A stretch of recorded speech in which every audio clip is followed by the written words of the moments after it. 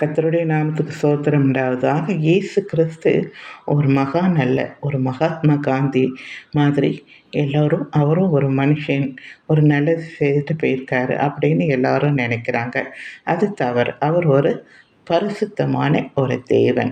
நம்மளை மீட்பதற்காக தேவன் மனிதனாக வந்த ஒரு ஒரு நல்ல பரிசுத்தமானவர். எந்த பாவம் செய்யாத சுத்த கண்ணன் என்று வேத வசனத்தில் சொல்லப்பட்டிருக்கிறது.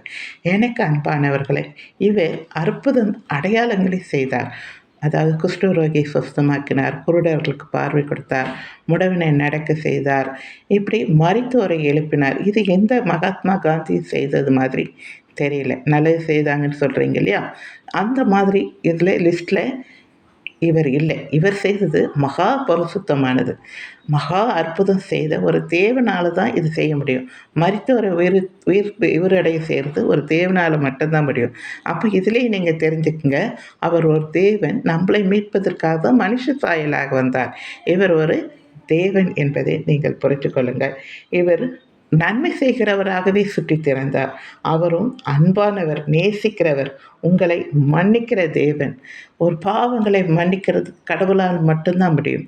அதனால் இவர் கடவுளாக இருக்கிறதுனால தான் இவரால் மன்னிக்க முடியுது.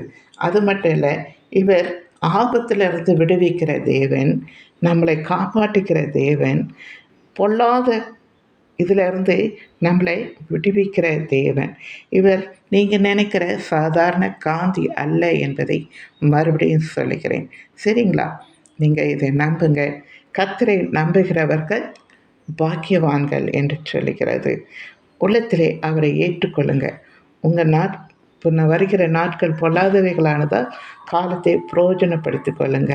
மகா உபத்திரம் காலத்துக்கு நீங்கள் தப்பித்து கொள்ளுங்க. இனி பூமியின் குடிகளுக்கு ஐயோ ஐயோ ஐயோ, தப்பித்து கொள்ள வழி இதுவே, இதிலே நடவுங்கள். இயேசுவே வழியும் சக்தி ஜீவனுமாயிருக்கிறார். அவரை அன்றி நம்மளால் என்ன செய்ய முடியாது? பிதாவின் இடத்துல போகவே முடியாது.